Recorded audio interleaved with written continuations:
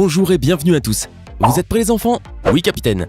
Cette réplique devrait certainement vous mettre sur la voie pour trouver de quel dessin animé nous allons parler aujourd'hui. Au cas où vous ne le sauriez pas, les fans de Bob l'éponge se préparent à fêter le 19e anniversaire de leur série bien-aimée. Mais savez-vous quel âge a ce drôle de personnage? Eh bien, il y a de grandes chances que non. En réalité, Bob l'éponge a plus de 30 ans, mais nous n'allons pas vous révéler toutes les informations intéressantes tout de suite.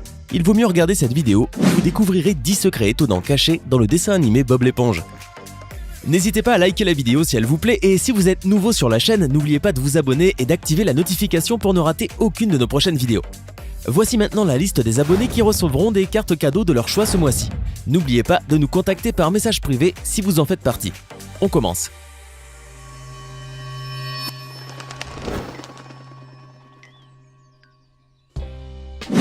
Les liens de parenté.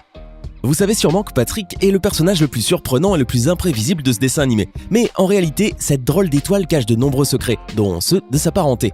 Si vous creusez un peu, vous pouvez trouver sur internet l'arbre généalogique de Patrick et découvrir sa relation avec d'anciens rois et princes. Et le plus intéressant, c'est que le cousin germain de Patrick est Gary, l'animal de compagnie de Bob l'éponge. Non, ce n'est pas une blague, ils sont cousins.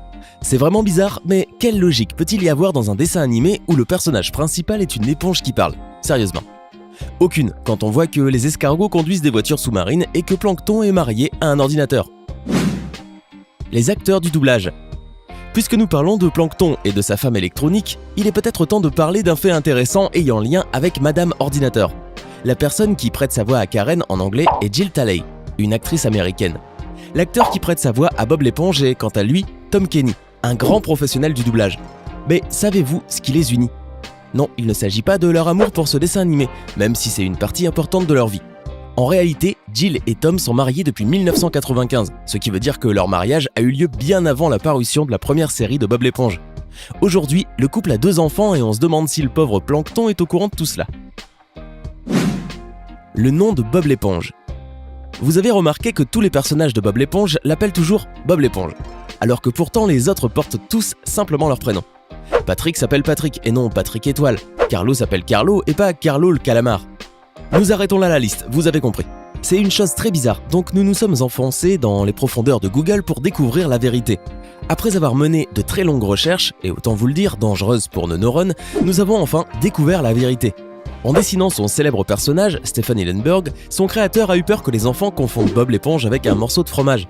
C'est assez logique à vrai dire, car si vous regardez bien Bob l'éponge, vous vous rendrez compte qu'il peut être facilement confondu avec du gruyère, n'est-ce pas? Alors, si cela n'avait pas été précisé, vous l'auriez pris pour une éponge ou pour du fromage à trous? Hein? Soyez honnête. Le crabe croustillant. Vous avez certainement entendu parler de ce fameux restaurant sous-marin qui nourrit très bien ses visiteurs.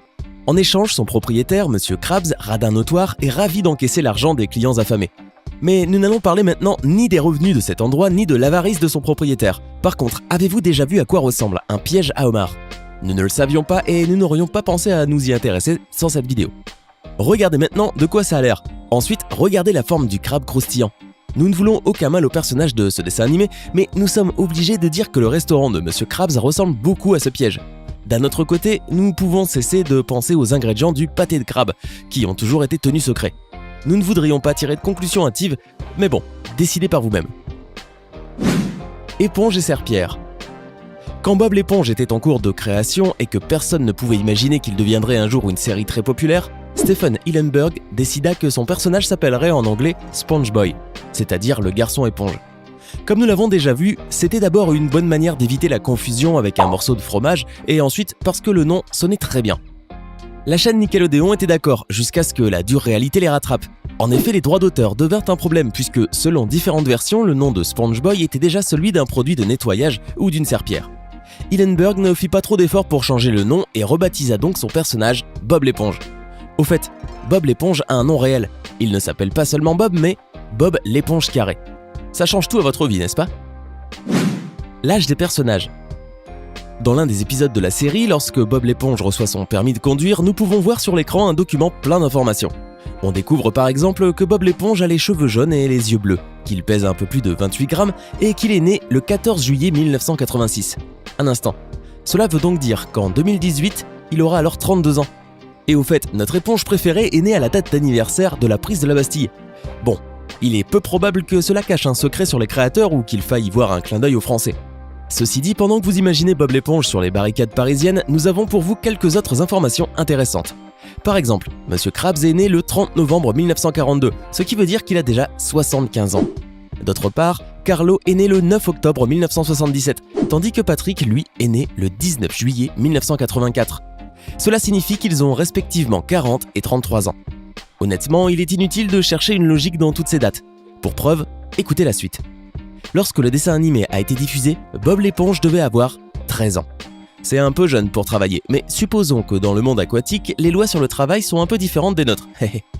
Autre bizarrerie, en 2004, avec la parution du film Bob l'éponge, on apprend qu'il a été 374 fois l'employé du mois au Crabe Croustillant.